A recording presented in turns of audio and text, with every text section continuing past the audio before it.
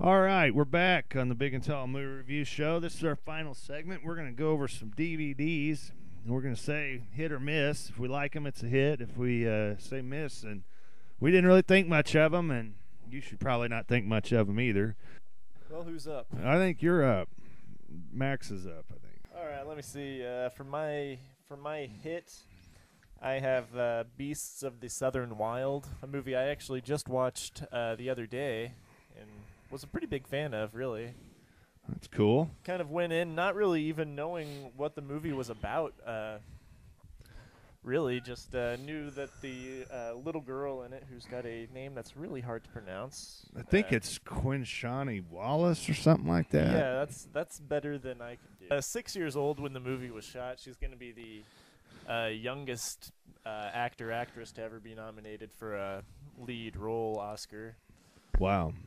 And the movie is basically about her and her father, who live in this community of poor kind of bayou people living in the swamps and whatnot. And it takes place in the not too distant future, where society has kind of built a wall separating the upper class from there you go. From the lower class. The lower class live in these swamps. Yeah. I just real quick question about that one. Is it take place in Australia or something? They don't actually say that. Let that out. And why I thought that, I have no idea. There's a lot of things that they kind of keep under wraps, because the movie's basically told through the point of view of this 6-year-old girl. Uh-huh.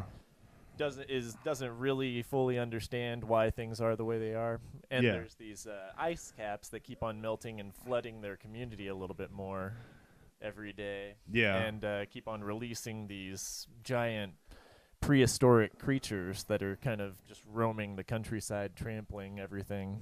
That sounds kind of cool. Very different.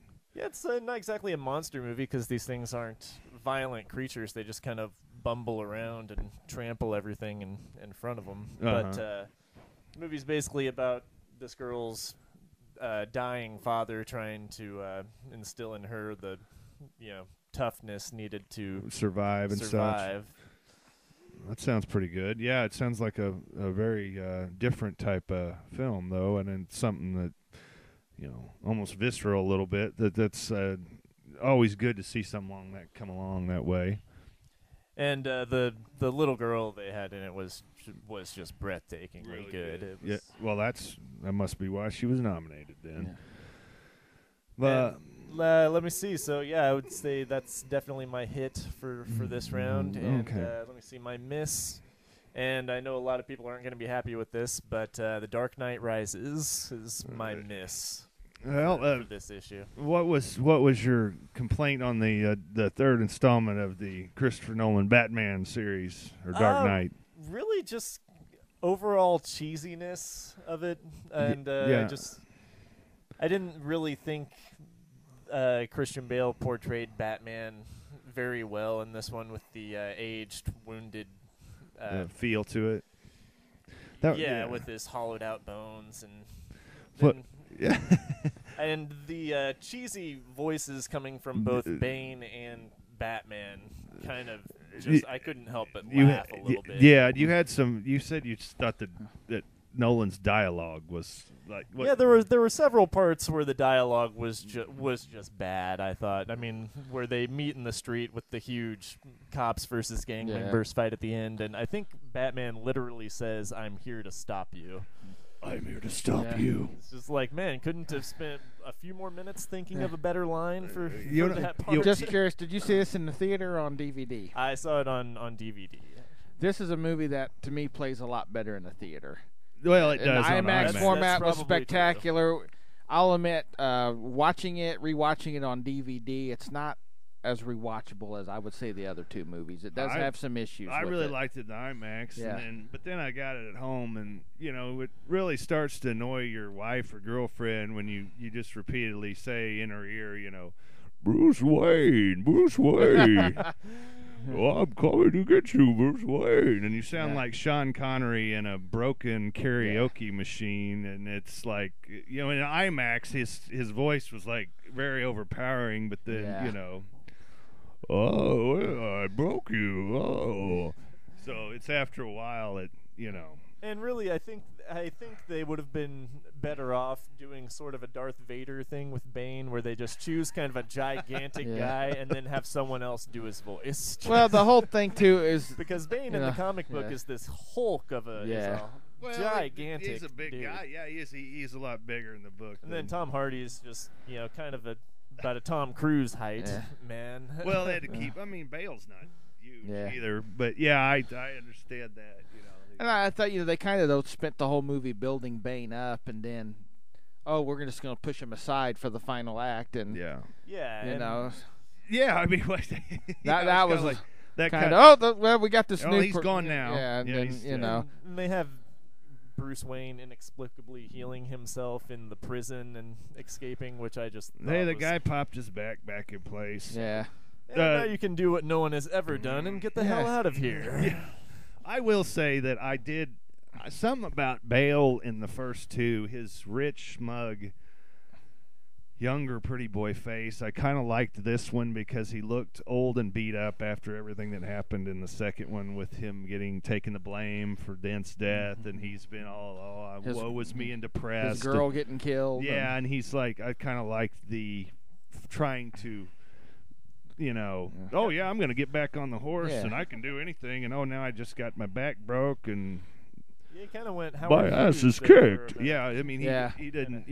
Jars of urine lined up on the wall. A shout out to somebody that I think that doesn't get a lot of credit for these movies, and that's Gary Oldman.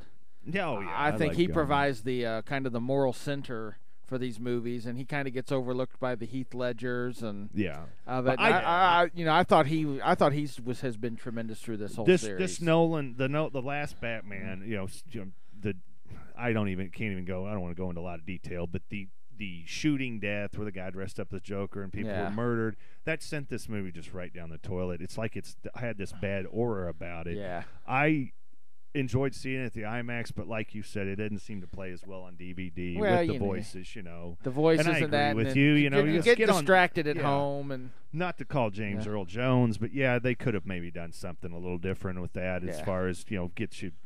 Somebody's available to cover this. I mean, this isn't Joel Schumacher Batman, that's for sure. No. But and I liked the way it ended, though. Yeah. And I liked Bale's weaknesses in it. Yeah, they didn't have Arnold in there saying kick some ice. Yeah. All right.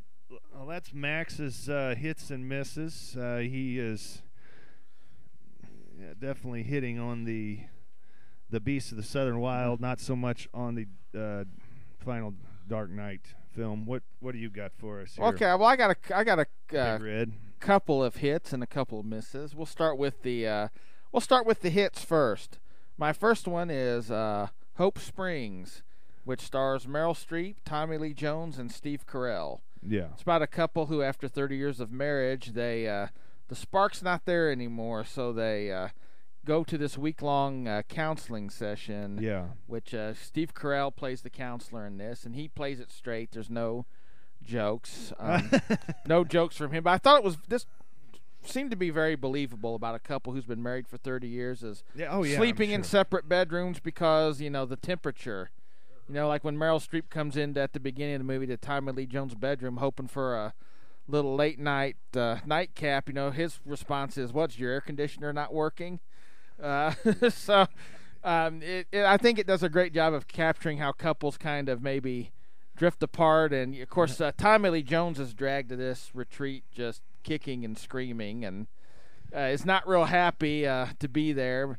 But it doesn't, I thought it was good because it didn't just portray, it took both sides. It wasn't, Tommy Lee Jones had once he opened up, had some very serious things in it too. And were, realistic. And so I thought it was a very good movie. My other hit would be the Richard Gere, Susan Sarandon movie Arbitrage, where Gere plays a troubled hedge fund magnate desperate to complete the sale of his trading empire. I'd like to see that. I don't know about Hope Springs so much, but I would like to see that Gere does what he does best here and plays a real prick. He's good at playing the prick roles. This is a stressed out prick, very comparable to Gordon Gekko. Yeah. I would say he's trying to sell his company, but he's had to fudge the books to make it happen. So he's kind of juggling $400 million and hope he's not getting caught. And he ends up in a car wreck with his mistress and she dies. Yeah. So he's having to cover that up because the press would. And he's just kind of plays a real despicable guy during this, but you can't help but root that he gets away with it. Yeah. And also, those were both. I would count both those as hits. Misses. My first miss would be The Bourne Legacy with Jeremy Renner and Rachel Weisz.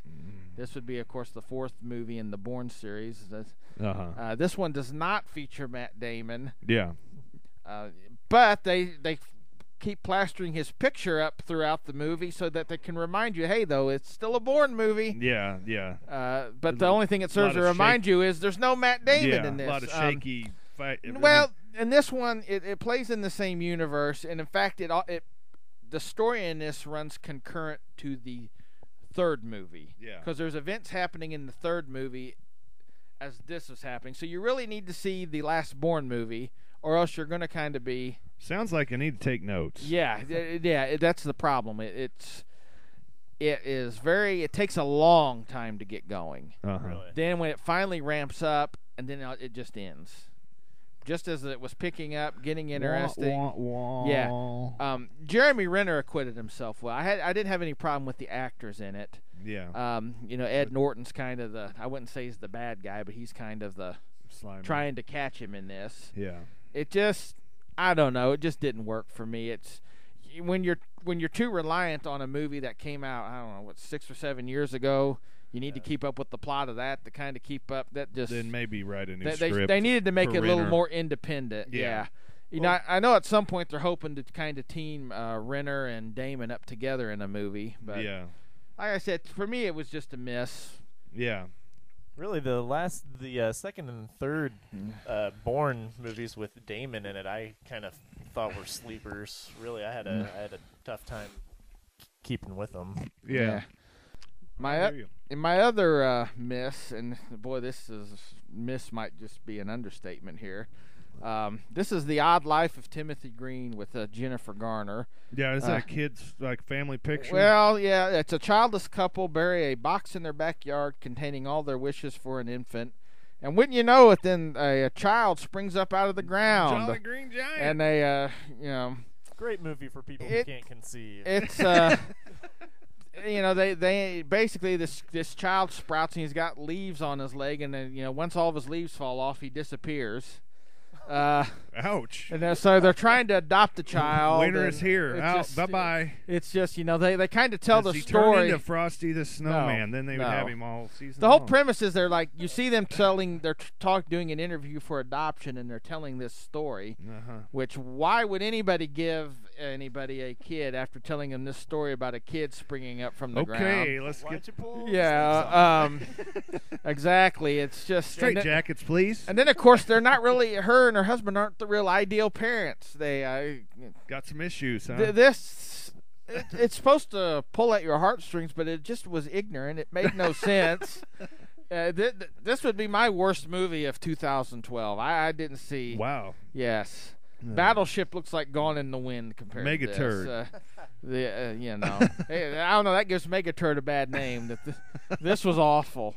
So I would really avoid at all costs The Odd Life. I'm glad you Timothy told me Green. that, so I'll make sure not get that one for my kids. Yeah, this is it didn't in the kid movie, that's for sure. Because he's gone. Yeah, I don't want tears about that. I don't want to have to answer all those questions. Yeah, sounds like a headache and a half. Yeah, that's probably why it came and went so fast. Yeah.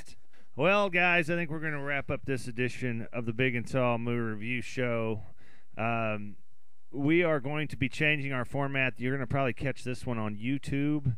But stay tuned for more information on how you can contact us.